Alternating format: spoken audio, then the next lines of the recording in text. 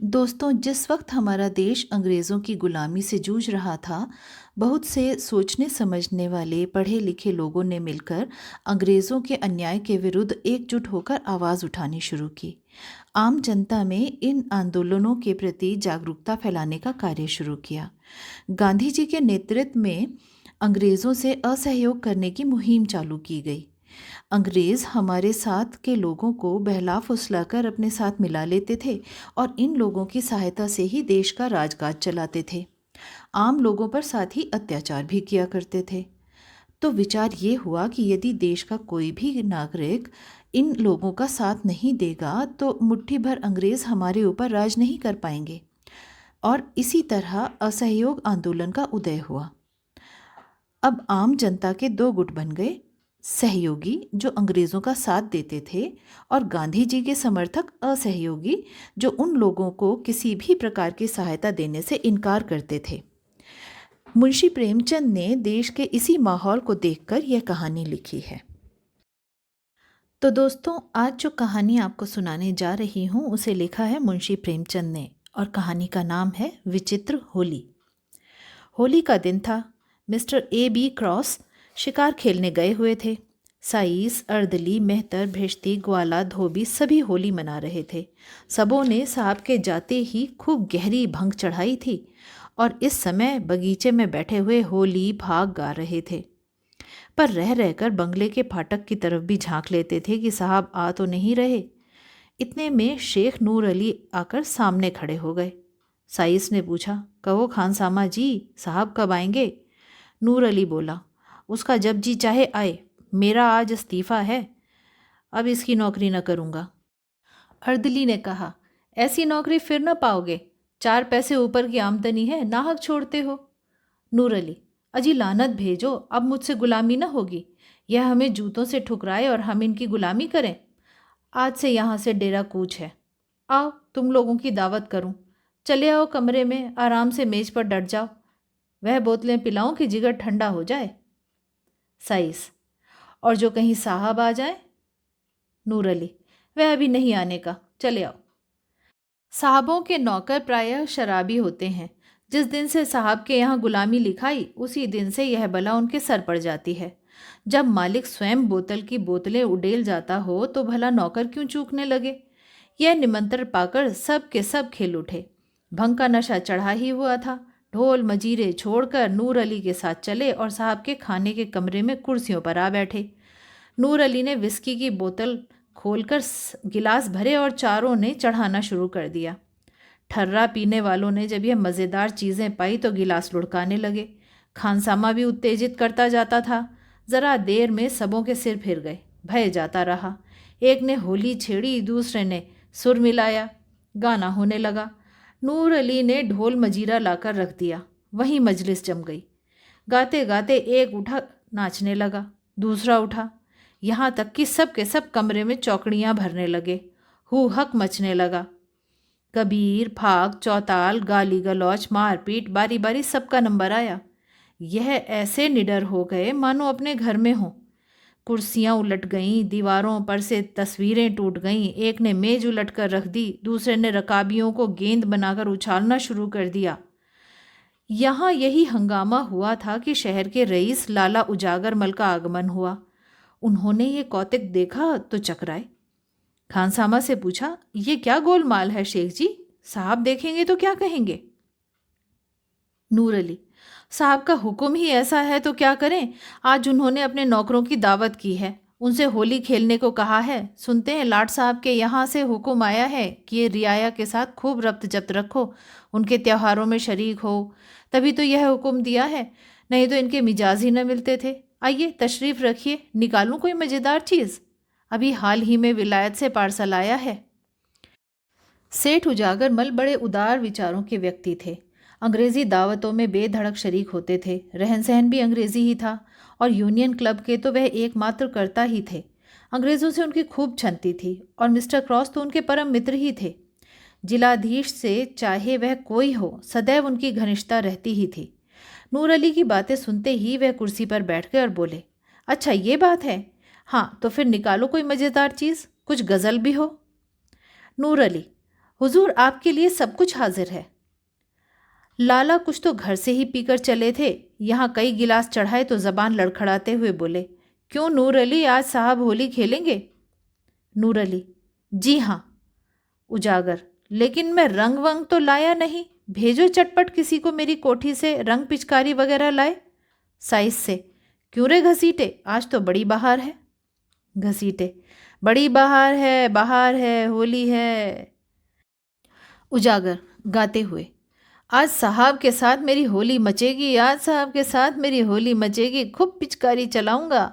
घसीटे, खूब अबीर लगाऊंगा। ग्वाला, खूब गुलाल उड़ाऊंगा। धोबी, बोतल पर बोतल चढ़ाऊंगा। अर्दली, खूब कबीरे सुनाऊंगा। उजागर, आज साहब के साथ मेरी होली मचेगी। नूर अली, अच्छा आप सब लोग संभल जाओ, साहब का मोटर आ रहा है। सेठ जी यह लीजिए, मैं दौड़कर रंग पिचकारी लाया, बस एक चौताल छेड़ दीजिए और फिर जैसे ही साहब कमरे में आए उन पर पिचकारी छोड़िए, और तुम लोग उनके मुंह पर गुलाल मलो, साहब खुशी के मारे फूल जाएंगे। वह लो, मोटर हाथे में आ गई, होशियार। मिस्टर क्रॉस अपनी बंदूक हाथ में लिए मोटर से उतरे और लगे आदमियों को बुलाने, पर वहां तो जोरों से चौताल हो रहा था, कौन सुनता। चकराए, यह माजरा क्या है? क्या सब मेरे बंगले में गा रहे हैं? क्रोध से भरे हुए बंगले में दाखिल हुए तो ड्राइंग रूम में की आवाज़ आ रही थी। अब क्या था? जामे से बाहर हो गए, चेहरा विकृत हो गया, हंटर उतार लिया और ड्राइंग रूम की ओर बढ़े। लेकिन अभी तक एक कदम दरवाजे के बाहर ही था कि सेठ उजागर मल ने पिचकारी छोड़ी, सारे कपड़े तर हो गए, आंखों में भी रंग घुस गया। आंखें पोंछ ही रहे थे कि ग्वाला, साई सबके सब दौड़े और साहब को पकड़कर उनके मुंह में रंग बलने लगे। धोबी ने तेल और कालिख का पाउडर लगा दिया। साहब के क्रोध की सीमा न रही। हंटर लेकर सबों को अंधाधुंध पीटने लगे। बेचारे सोचे हुए थे कि साहब खुश होकर इनाम देंगे, हंटर पड़े तो नशा हिरन हो गया। कोई इधर भागा, कोई उधर। सेठ उजागर मल ने यह रंग देखा तो ताड़ गए कि नूर अली ने झांसा दिया। एक कोने में दुबक रहे। जब कमरा नौकरों से खाली हो गया तो साहब उनकी ओर बढ़े। लाला साहब के होश उड़ गए, तेजी से कमरे से बाहर निकले और सर पर पांव रखकर बेतहाशा भागे। साहब उनके पीछे दौड़े। सेठ जी की फिटन फाटक पर खड़ी थी। घोड़े ने धमाधम खटपट सुनी तो चौंका, कनौतियां खड़ी की और फिटन ले भागा। विचित्र दृश्य था। आगे आगे फिटन, उसके पीछे सेठ उजागरमल, उनके पीछे हंटरधारी मिस्टर क्रॉस, तीनों बग टुट दौड़े चले जाते थे। सेठ जी एक बार ठोकर खाकर गिरे, पर साहब के पहुंचते पहुंचते संभल कर उठे। हाथे के बाहर सड़क तक घुड़दौड़ रही। अंत में साहब रुक गए। मुंह में कालिख लगाए अब और आगे जाना हास्यजनक मालूम हुआ। यह विचार भी हुआ कि सेठ जी को काफ़ी सज़ा मिल चुकी है। अपने नौकरों की खबर लेना भी ज़रूरी था। लौट गए। सेठ उजागरमल की जान में जान आई, बैठकर हाँफने लगे। घोड़ा भी ठिठक गया। कोचवान ने उतरकर उन्हें संभाला और गोद में उठाकर गाड़ी में बैठा लिया। सेठ उजागरमल देश के सहयोगी समाज के नेता थे। उन्हें अंग्रेज़ों की भावी शुभकामनाओं पर पूर्ण विश्वास था। अंग्रेज़ी राज्य की तामीली, माली और मुल्की तरक्की के राग गाते रहते थे। अपनी वक्तृताओं में सहयोगियों को खूब फटकारा करते थे। अंग्रेज़ों में इधर उनका आदर सम्मान विशेष रूप से होने लगा था। कई बड़े बड़े ठेके जो पहले अंग्रेज़ ठेकेदारों को ही मिला करते थे, उन्हें दे दिए गए।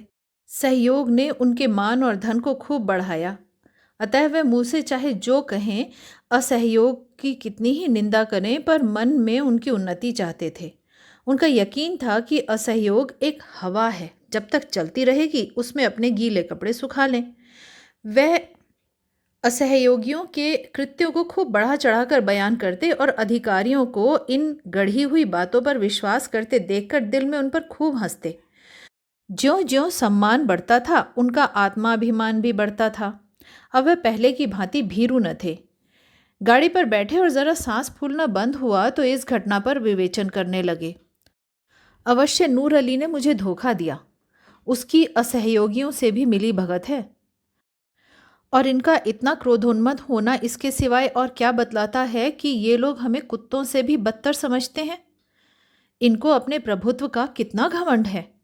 यह मेरे पीछे हंटर लेकर दौड़े। अब विदित हुआ कि यह जो मेरा थोड़ा बहुत सम्मान करते थे वह केवल धोखा था। मन में ये हमें और नीच और कमीना समझते हैं। लाल रंग कोई बाण नहीं था।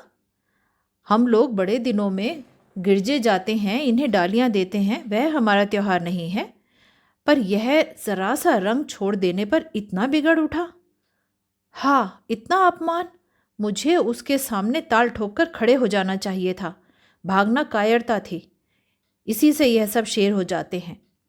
कोई संदेह नहीं कि यह सब हमें मिलाकर असहयोगियों को दबाना चाहते हैं। इनकी यह विनयशीलता और सज्जनता केवल अपना मतलब गांठने के लिए है। सेठ जी के हृदयगत भावों ने उग्र रूप धारण किया। यह मेरी अधोगति अपने अपमान की याद रह रहकर उनके चित्त को विवहल कर रही थी। यह मेरे सहयोग का फल है। मैं इसी योग्य हूँ। मैं उनकी सौदार्यपूर्ण बातें सुनकर फूला न समाता था। मेरी मंद बुद्धि को इतना न सूझता था कि स्वाधीन और पराधीन में कोई मेल नहीं हो सकता। मैं असहयोगियों की उदासीनता पर हंसता था। अब मालूम हुआ वह हास्यास्पद नहीं, मैं ही निंदनीय हूँ। वह अपने घर सीधे न जाकर कांग्रेस कमेटी के कार्यालय की ओर लपके। वहां पहुंचे तो एक विराट सभा देखी। कमेटी ने शहर में छूत अछूत, छोटे बड़े सबको होली का आनंद मनाने के लिए निमंत्रित किया था। हिंदू मुस्लिम साथ बैठे हुए प्रेम से होली खेल रहे थे। फल भोजन का भी प्रबंध किया गया था। इस समय व्याख्यान हो रहा था।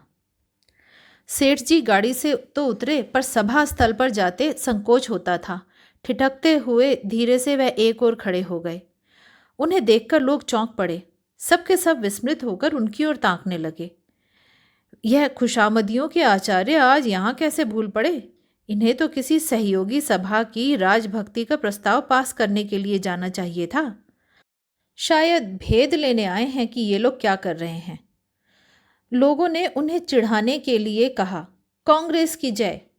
उजागर मल ने उच्च स्वर में कहा, असहयोग की जय। फिर ध्वनि हुई, खुशामदियों की क्षय। सेठ जी ने उच्च स्वर में कहा, जी हुजूरों का क्षय। यह कहकर वह समस्त उपस्थित जनों को विस्मय में डालते हुए मंच पर जा पहुंचे और गंभीर स्वर में बोले, सज्जनों, मित्रों, मैंने अब तक आपसे असहयोग किया, उसके लिए क्षमा कीजिए। सच्चे दिल से मैं आपसे क्षमा मांगता हूँ। मुझे घर का भेदी जासूस या विभीषण न समझिए। आज मेरी आंखों के सामने से पर्दा हट गया।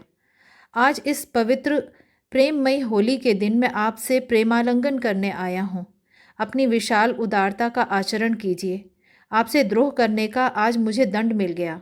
जिलाधीश ने आज मेरा घोर अपमान किया। मैं वहाँ से हंटरों की मार खाकर आपकी शरण में आया हूँ। मैं देशद्रोही था, जाति का शत्रु। मैंने अपने स्वार्थ के वश, अपने अविश्वास के वश देश का बड़ा अहित किया, खूब काटे बोए। उनका स्मरण करके आज ऐसा जी चाहता है कि हृदय टुकड़े टुकड़े कर दूं। एक आवाज़, हाँ हाँ अवश्य कर दीजिए, आपसे न बने तो मैं तैयार हूँ। प्रधान की आवाज़, यह कटु वाक्य कहने का अवसर नहीं है। नहीं, आपको यह कष्ट उठाने की आवश्यकता नहीं। मैं स्वयं यह काम भली भांति कर सकता हूँ, पर अभी मुझे बहुत कुछ प्रायश्चित करना है।